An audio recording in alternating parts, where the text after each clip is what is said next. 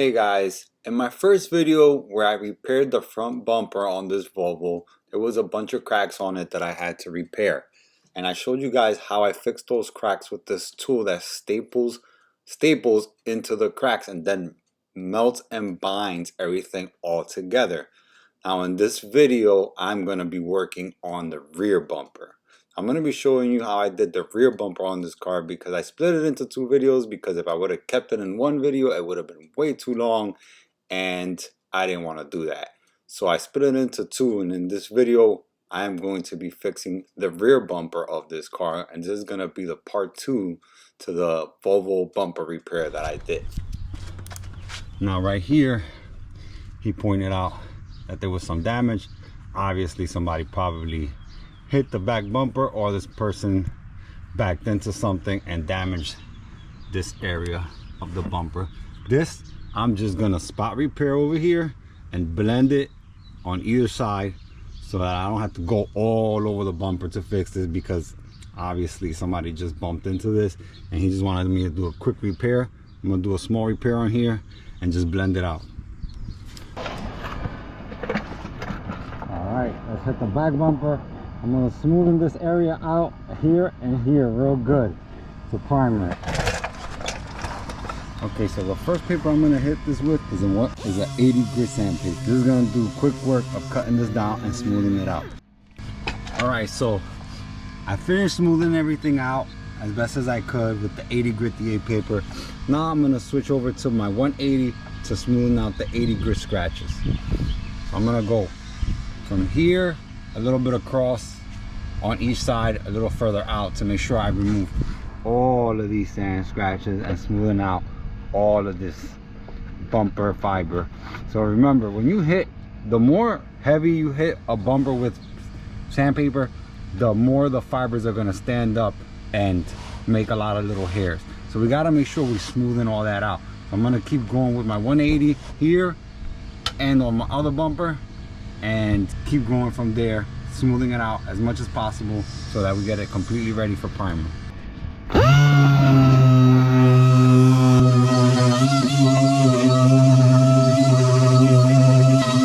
So what I like to do when I hit something like plastic with 180 or with 80 and then 180 is I like to block it with the 180 to make sure I flatten out those fibers that come up from the plastic. If you ever worked on bumpers, you know that the fibers of the plastic get really rough, and when you prime it, if you don't smoothen it out, you're gonna have issues later when you paint it. So it's better to smoothen it out as much as possible and then prime it. So I'm gonna block it with my 180, then I'm gonna block it with my 320, and then I'm gonna go over the rest of it with some 400 and do my blends with the 1000.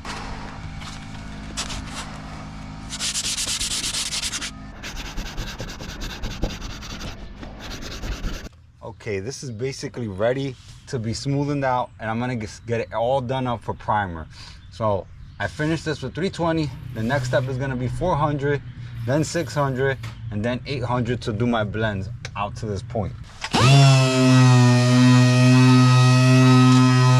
All right, now I'm gonna switch to this 400. I just hit it with the 400.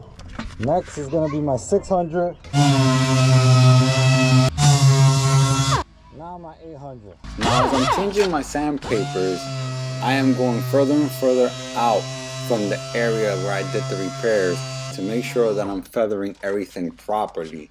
That way, once I'm done feathering everything and getting everything ready for paint, all I have to do is primer the area that I'm gonna primer, and everything is gonna be ready for paint, and I just have to sand my primer.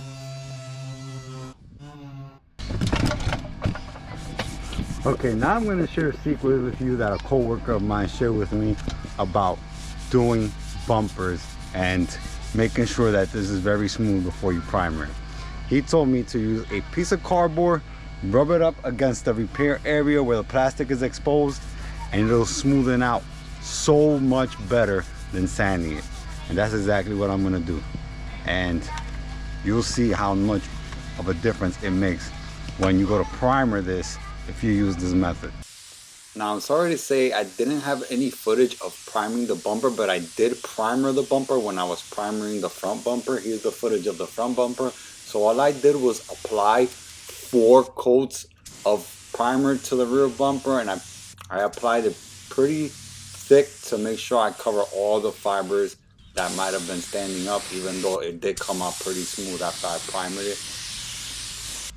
Now at this point in the video, I've already sanded the bumper down and I'm ready to paint it. So all I did to sand it down was I blocked it out with some 400, and then I went over it with some 600 with my DA and smoothed everything out, and then went over it with a red Scotch-Brite.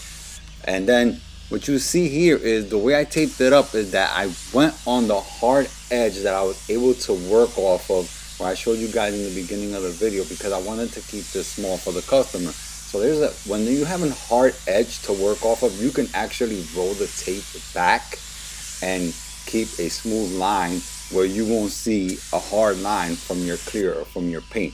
Now this can be tricky, and if you don't have enough experience taping up, it might not come out good.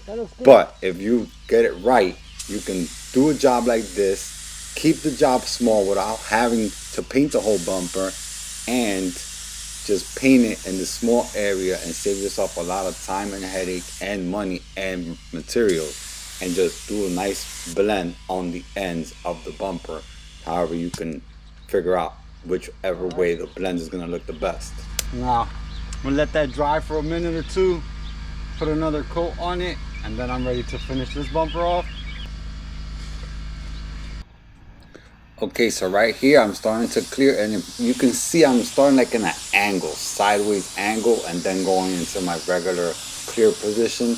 And why I'm doing that is that when I'm doing my sideways angles like this, I'm angling it right now, is to keep the clear in a certain position at the edge before I blend out my clear, like I'm doing right here. Right here I'm starting to do my blend out, and I'm making sure that I'm softening up the edges as I blend it out.